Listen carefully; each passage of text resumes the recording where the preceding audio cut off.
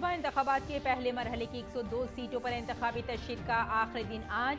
सियासी जमातों ने इंतखाबी मुहिम के आखिरी दिन लगाया जोर। हसास इलाकों में इंतखाबात से मुताल्लिक साजो सामान पहुंचाने का काम जारी।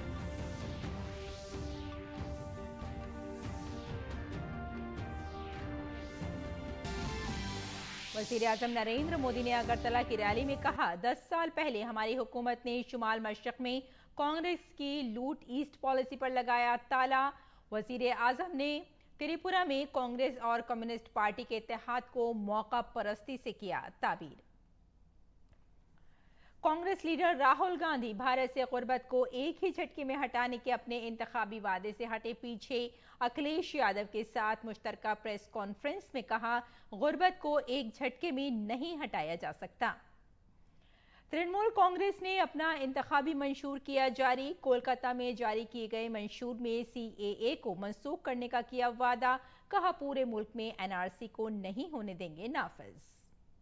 अयोध्या के राम मंदिर में सूरज की किरणों के साथ किया गया श्री राम लला का सूर्य अभिषेक। रामनवमी पर अयोध्या में देखने को मिला शानदार नजारा। वज़ीर-ए-आज़म नरेंद्र मोदी ने इंतखाबी मसरूफियत के दौरान DD न्यूज पर किए दर्शन। और इंडियन प्रीमियर लीग में आज गुजरात टाइटंस का दिल्ली कैपिटल से होगा मुकाबला। गुजरात टाइटंस के home ground Narendra Modi stadium में खेला जाएगा मैच।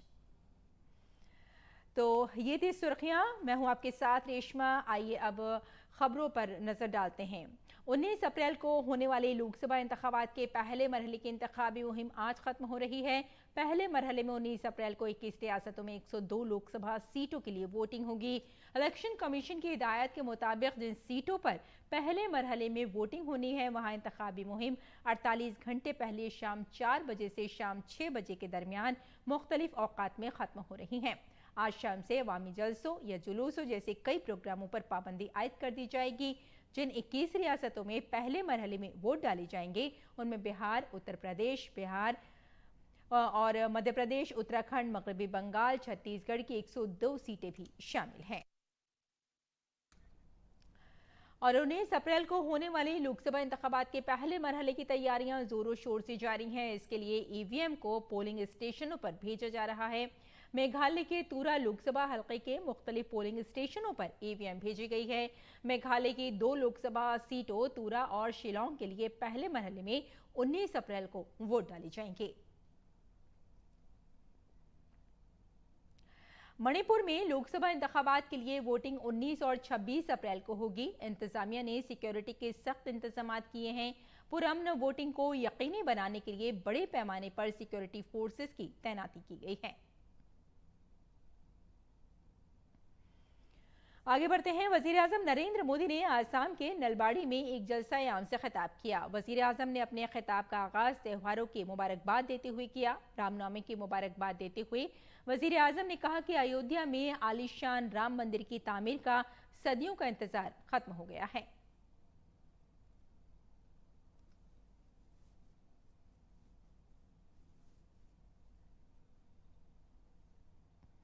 वज़ीर-ए-आज़म ने 4 जून को 400 के पार का एतमाद जाहिर करते हुए कहा कि हुकूमत की अवामी बहबूद की स्कीमों के फायदे हर फर्द तक पहुंच रहे हैं। उन्होंने कहा कि NDA की स्कीमों में किसी के साथ इम्तियाजी सुलूक नहीं किया जाता। 500 वर्षों के इंतजार के बाद आखिर भगवान राम अपने भव्य मंदिर में विराजमान हुए हैं। आज देश सदियों की साधना की, पीढ़ियों के बलिदान की सिद्धि को सेलिब्रेट कर रहा है। कांग्रेस लीडर राहुल गांधी ने कर्नाटक के मांड्या में एक जलसा-ए-आम से खिताब किया। राहुल गांधी ने कहा कि उनकी हुकूमत बनते ही तमाम इंतखाबी वादे पूरे किए जाएंगे।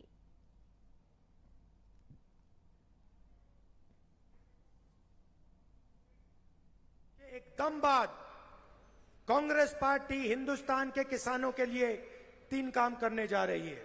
सबसे पहले हिंदुस्तान में एक legally guaranteed minimum support price Hindustan के किसानों को दी जाएगी। जो नरेंद्र मोदी जी ने अरबपतियों के लिए किया, वही हम किसानों के लिए करने जा रहे हैं। किसानों का हम कर्जा माफ करेंगे नेशनल लेवल पर, और किसानों की जो भी बीमा की क्लेम्स होंगी, इंश्योरेंस की क्लेम्स होंगी, उनको हम 30 दिन के अंदर सेटल करवा देंगे। उत्तर प्रदेश में कांग्रेस लीडर प्रियंका गांधी ने सहारनपुर से कांग्रेस उम्मीदवार इमरान मसूद की हिमायत में रोड शो किया। रोड शो में शिरकत करने वाले कांग्रेस के हामी कारकुनों की एक बड़ी तादाद ने फूलों से उनका इस्तकबाल किया। सहारनपुर में लोकसभा इंतखाबात के पहले मरहले में 19 अप्रैल को वोटिंग होनी है। यही कह रही हूँ जनता को कि ये चुनाव जनता का चुनाव होना चाहिए, जनता के मुद्दों पर होना चाहिए। बात इधर उधर की ध्यान भटकाने के लिए हो रही है। इसलिए मैं जहां भी जाती हूं मैं कहती हूं, ये चुनाव आप अपने लिए लड़िए, आप इस चुनाव को अपने मुद्दों के बारे में बनाइए। और समाजवादी पार्टी के लीडर अखिलेश यादव ने बिजनौर के नजीबाबाद में एक जलसा-ए-आम से खिताब किया। अखिलेश ने अपने दौरे इख्तियार में किए गए कामों का जिक्र करते हुए आवाम से समाजवादी कांग्रेस इत्तेहाद को वोट देने की अपील की। 24 घंटे बिजली आ रही होगी। ये 24 घंटे बिजली इसलिए आ रही है क्योंकि समाजवादी लोगों ने उस समय काम कर करके दिखाया था, सब स्टेशन बना करके दिखाया था। अगर सब स्टेशन नहीं बने होते तो आपको 24 घंटे बिजली नहीं मिलती। मैंने मुजफ्फरनगर में भी कहा और मैं बिजनौर में भी कहना चाहता हूं, हमारे साथी जानते होंगे, जितने सब स्टेशन समाजवादियों ने बनाए उसी का परिणाम है कि आज गांव-गांव और शहर में बिजली पहुंच रही है।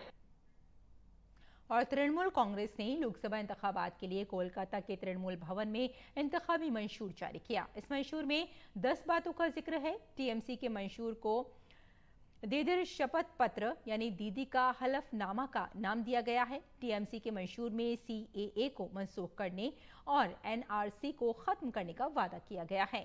टीएमसी के मंशूर में राशन समेत फलाही स्कीमों का वादा किया गया है और बीपीएल खानदानों को साल में 10 मुफ्त किचन सिलेंडर देने का वादा किया गया है।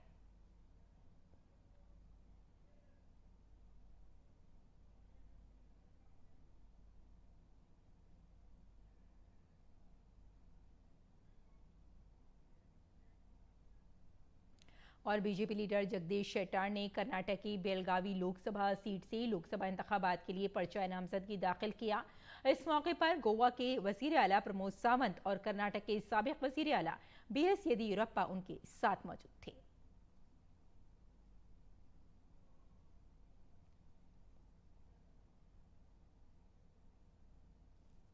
कबल गोवा के वजीर आला प्रमोद सावंत ने कर्नाटक के बेलगावी लोकसभा हलके से बीजेपी उम्मीदवार जगदीश शेट्टार की हिमायत में रोड शो किया।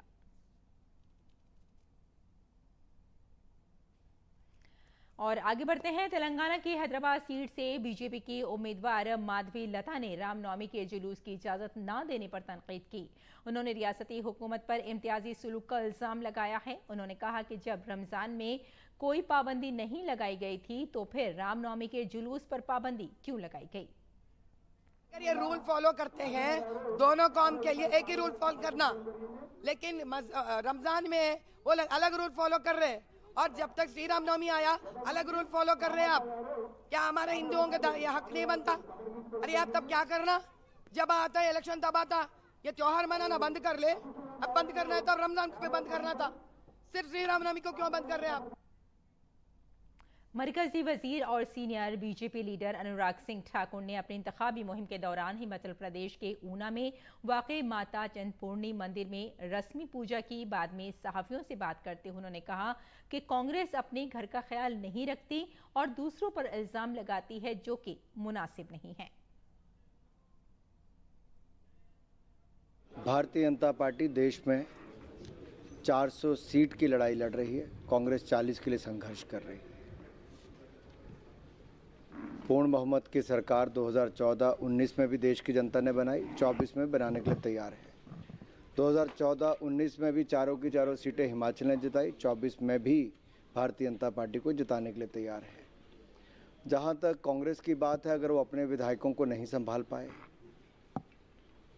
उनके काम नहीं करवा पाए, क्षेत्र का विकास नहीं करवा पाए, जो वायदे किए थे वो पूरे नहीं कर पाए, अपना घर न संभाल पाएँ और दूसरों पर ठीकरा फोड़ें, ये कहीं से उचित नहीं है। कांग्रेस लीडर राहुल गांधी आज एक ही झटके में भारत से गुर्बत को दूर करने के अपने वादे से पीछे हटते नजर आए। राजस्थान के अनूपगढ़ में रैली के दौरान कांग्रेस के इंतखाबी मंशूर में किए गए वादों का हवाला देते हुए उन्होंने कहा था कि वो गुर्बतज़दा खानदान की हर खातून के खाते में 1 लाख रुपए मुंतकिल करके मुल्क से गुर्बत खत्म करेंगे। लेकिन आज एसपी सदर अखिलेश यादव के साथ गाजियाबाद में प्रेस कॉन्फ्रेंस के दौरान राहुल गांधी एक ही झटके में गरीबी मिटाने की बात से पीछे हटते हुए नजर आए। उन्होंने कहा कि गुर्बत सिर्फ गहरी चोट पहुंचा सकती है। गरीबी को एक झटके में मिटाने की बात की। देखिए, ये कोई नहीं कह रहा है कि गरीबी को एक झटके में मिटाया जाएगा। हम ये कह रहे हैं कि गरीबी को गहरी चोट पहुंचाई जा सकती है और तरीके मैंने आपको बताए हैं। काबिल जिक्र है कि राहुल गांधी के इस बयान का जवाब देते हुए वजीर आजम नरेंद्र मोदी ने कहा था कि राहुल गांधी ने गरीबों का मजाक उड़ाया है और पूछा था कि ये शाही जादूगर इतने सालों से कहां छुपा हुआ था। राहुल गांधी ने अब इस बयान से खुद को अलग कर लिया है और अपने इंतखाबी वादे से पीछे हट गए हैं। अरे देश पूछ रहा है, आखिर ये शाही जादूगर इतने बरसों तक कहां छुपा था? 50 साल पहले इनकी दादी ने देश से गरीबी हटाने की घोषणा की थी। 50 साल हो गए। 2014 से पहले 10 साल तक इन्होंने रिमोट से सरकार चलाई और कह रहे हैं कि अब बस इनको एक झटके वाला मंत्र मिल गया है। ये झटके वाला मंत्र लाए कहां से? मुझे बताइए, ये गरीबों की मजाक है कि नहीं है? ये गरीबों का अपमान है कि नहीं है जी? ये झटके से गरीबी दूर होती है क्या? ये क्या बोल रहे हैं जी? उन पर कोई भरोसा करेगा क्या? ऐसे दावे करते हैं और इसी के कारण ये हंसी के पात्र बन जाते हैं। देश उनको गंभीरता से नहीं लेता है। बीजेपी ने मलयालम फिल्मों के सुपरस्टार सुरेश गोपी को केरल की त्रिशूर लोकसभा सीट से अपना उम्मीदवार बनाया है। वजीर आजम मोदी ने भी सुरेश गोपी की हिमायत में त्रिशूर में एक बड़ी रैली का एहतमाम किया है। डीडी न्यूज ने ये जानने के लिए सुरेश गोपी से खुसूसी बातचीत की कि उनका जादू त्रिशूर के लोगों पर किस हद तक काम करेगा। मलयालम फिल्मों के सुपरस्टार सुरेश गोपी जी इस समय हमारे साथ हैं और सुरेश गोपी जी त्रिशूर लोकसभा क्षेत्र से भारतीय जनता पार्टी के उम्मीदवार लगातार कैंपेन कर रहे हैं। सर, इस बार मुकाबला कितना आसान और कितना कठिन है आपके लिए? आसान और कठिन ये विषय का नहीं, काम तो करना है। इलेक्शन कैंपेन काम तो ठीक से करना चाहिए। वो कठिन या आसान हो ये विषय प्रसक्त नहीं है। मैं काम कर रहा हूँ।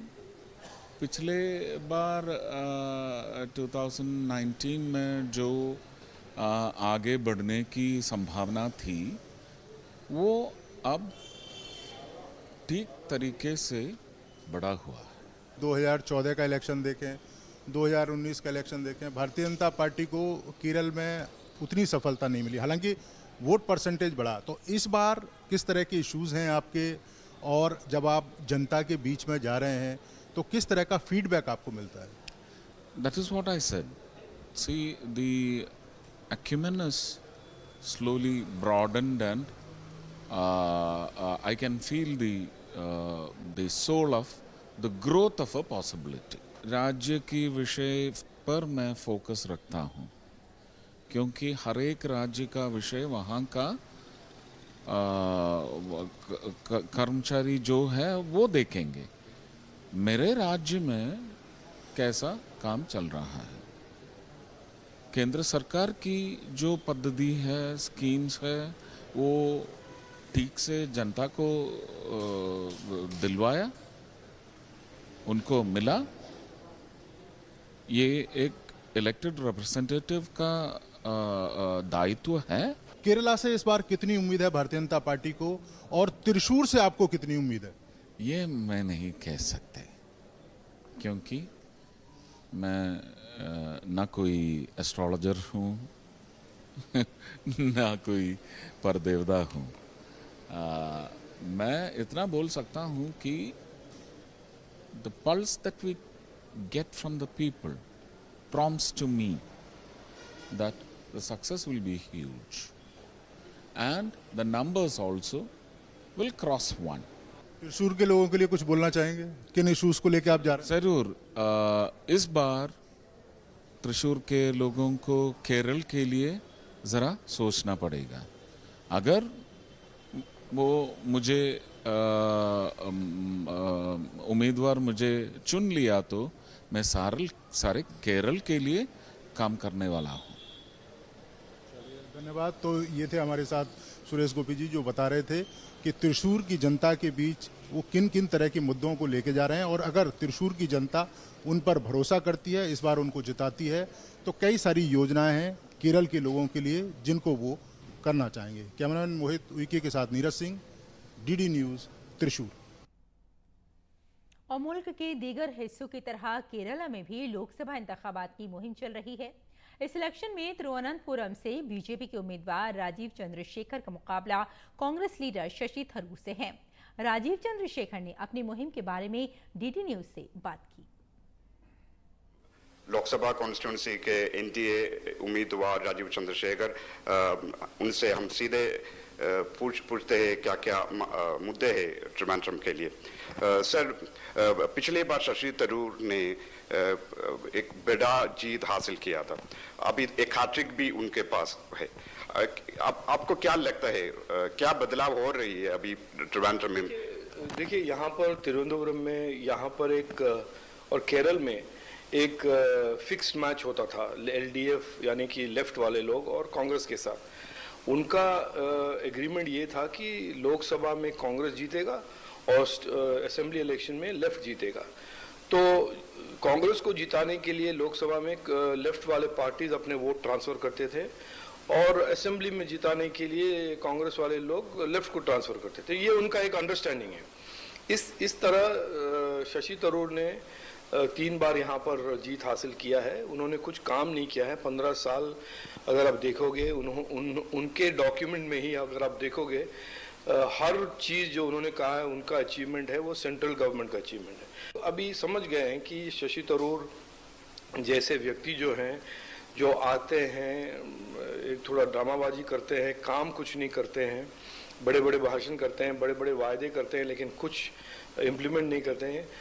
उनका एक तरह से टाइम खत्म हो गया है। अभी लोग चाहते हैं पॉलिटिक्स ऑफ परफॉर्मेंस, जो करने वाले लोग हैं, जो उनके जीवन में बदलाव ला सकते हैं, बदलाव लाएंगे। वो जानते हैं प्रधानमंत्री नरेंद्र मोदी ऐसी एक नेता है और मैं उनका एक कैंडिडेट हूँ। प्रधानमंत्री नरेंद्र मोदी लगातार 400 सीट के बात करते हैं, तो इसमें केरला की भूमिका क्या होगी? इस बार एनडीए की परफॉर्मेंस कैसे होगी केरला में? देखिए, आज जो भी हो, आप राहुल गांधी हो या शशि थरूर हो, सब लोग जानते हैं, मानते हैं कि जून 4 को तीसरी बार नरेंद्र मोदी जी सरकार बनाएंगे और उनका मैंडेट 400 होगा। अगर कोई डाउट है तो लोग में यही डाउट है कि 400 होगा, 405 होगा, 410 होगा, वो तो डाउट रहेगा ही। लेकिन किसी के मन में कोई शक नहीं है, कोई डाउट नहीं है कि प्रधानमंत्री मोदी जी ही प्रधानमंत्री बनेंगे। केरल के लोग भी जानते हैं कि अगर प्रधानमंत्री मोदी जी सरकार के साथ उनके एमपीज भी बीजेपी के हैं, तो कॉन्स्टिट्यूंसी में बदलाव लाने का, डेवलपमेंट होने का उम्मीद या चांसेस इंक्रीज होता है। वो राजीव चंद्रशेखर सर फ्रॉम त्रिवेंद्रम से और पूरी आत्मविश्वास से कहते हैं एनडीए की परफॉर्मेंस के बारे में केरल से। और दिस इज अजय जोई, डीडी न्यूज के लिए कैमरामैन सत्यराज के साथ। और बीजेपी के कौमी तर्जुमान सुधांशु त्रिवेदी ने इंडिया इत्तेहाद पर हमला किया। सुधांशु त्रिवेदी ने कहा कि इंडिया इत्तेहाद के लीडर मुल्क की तौहीन करने से बाज नहीं आ रहे हैं। शताब्दी के बाद भारत की सुप्त चेतना जागृत हुई है। उठे हुए हिंदुस्तान को रोकना इंडी गठबंधन के लिए असंभव है। बीजेपी के सीनियर लीडर केशव प्रसाद मौर्य ने राहुल गांधी और अखिलेश यादव को निशाना बनाया। उन्होंने कहा कि कांग्रेस और समाजवादी पार्टी दोनों आईसीयू में हैं। गांधी जी और श्री अखिलेश यादव जी की पार्टियों ने गठबंधन करके 2017 का विधानसभा इसी यूपी के अंदर लड़ा था। तब कांग्रेस भी सांस लेने की स्थिति में थी और समाजवादी पार्टी उस समय सत्ता में थी, लेकिन आज दोनों पार्टियां आईसीयू में पड़ी हुई हैं। इनके दावे या इनके द्वारा दिए गए बयान का अब इस लोकसभा चुनाव में कोई महत्व नहीं है। आज रामनवमी के मौके पर अयोध्या के राम मंदिर में भगवान राम का सूर्य तिलक किया गया। सूर्याभिषेक 12:01 पर शुरू हुआ, जो तकरीबन 5 मिनट तक जारी रहा। जब सूरज की किरणें रामलला के माथे पर पड़ी तो सारा मंजर माफूकल फितरत और आलीशान नजर आया। सूरज रामलला के सर पर तकरीबन 5 मिनट तक ठहरा रहा।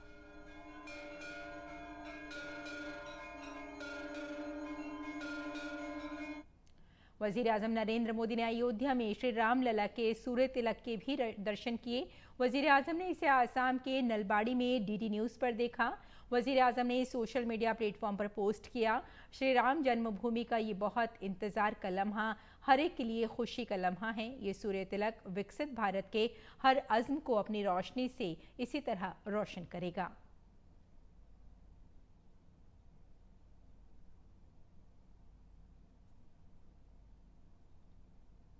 और लोकसभा इंतखाबात 2024 के पहले मरहले की वोटिंग से ठीक पहले छत्तीसगढ़ में नक्सलियों के खिलाफ एक बड़ी कार्रवाई की गई है। ये छत्तीसगढ़ की तारीख में पहली बार हुआ है जब सिक्योरिटी फोर्सेस ने एक साथ 29 नक्सली मारे हैं।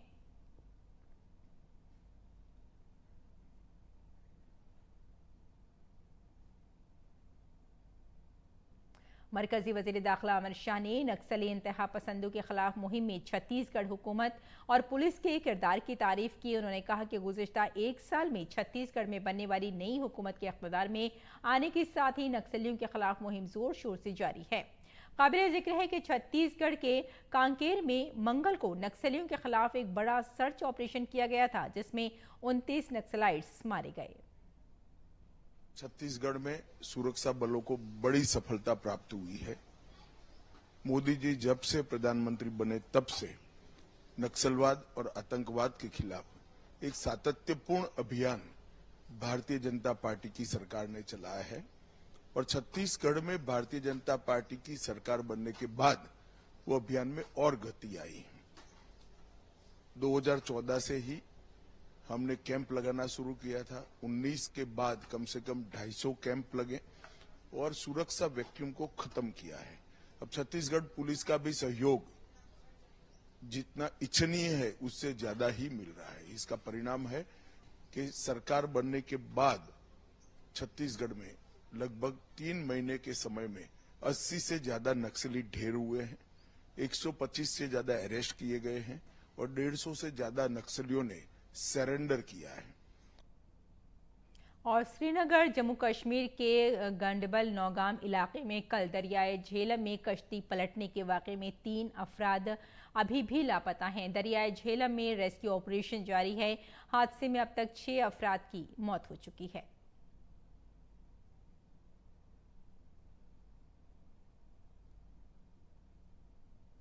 और खेल की खबरों में इंडियन प्रीमियर लीग में आज गुजरात टाइटंस का मुकाबला दिल्ली कैपिटल से होगा। ये मुकाबला अहमदाबाद में खेला जाएगा। इन दोनों टीमों के दरमियान अब तक सिर्फ 3 मैच खेले गए हैं, जिनमें से एक में गुजरात टाइटंस ने कामयाबी हासिल की है। तो नाज़रीन, बुलेटिन के आखिर में सुर्खियों पर एक बार फिर नजर डालते हैं। लोकसभा इंतखाबात के पहले मरहले की 102 सीटों पर इंतखाबी तशहीर का आखिरी दिन आज। सियासी जमातों ने इंतखाबी मुहिम के आखिरी दिन लगाया जोर। हसास इलाकों में इंतखाबात से मुताल्लिक साजो सामान पहुंचाने का काम जारी।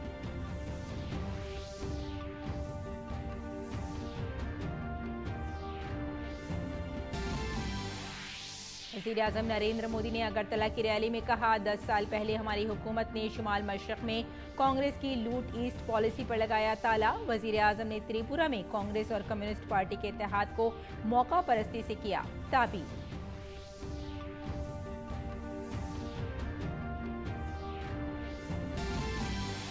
कांग्रेस लीडर राहुल गांधी भारत से गुर्बत को एक ही झटके में हटाने के अपने इंतखाबी वादे से हटे पीछे।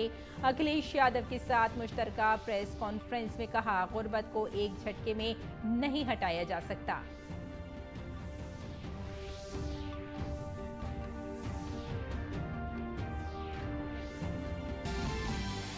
तृणमूल कांग्रेस ने अपना इंतखाबी मंशूर किया जारी। कोलकाता में जारी किए गए मंशूर में CAA को मनसूख करने का किया वादा। कहा, पूरे मुल्क में NRC को नहीं होने देंगे नाफिज।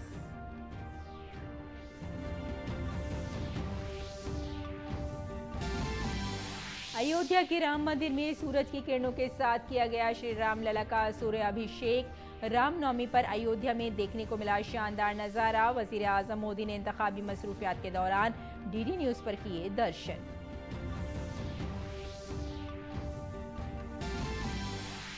इंडियन प्रीमियर लीग में आज गुजरात टाइटंस का दिल्ली कैपिटल्स से होगा मुकाबला। गुजरात टाइटंस के home ground Narendra Modi stadium में खेला जाएगा मैच।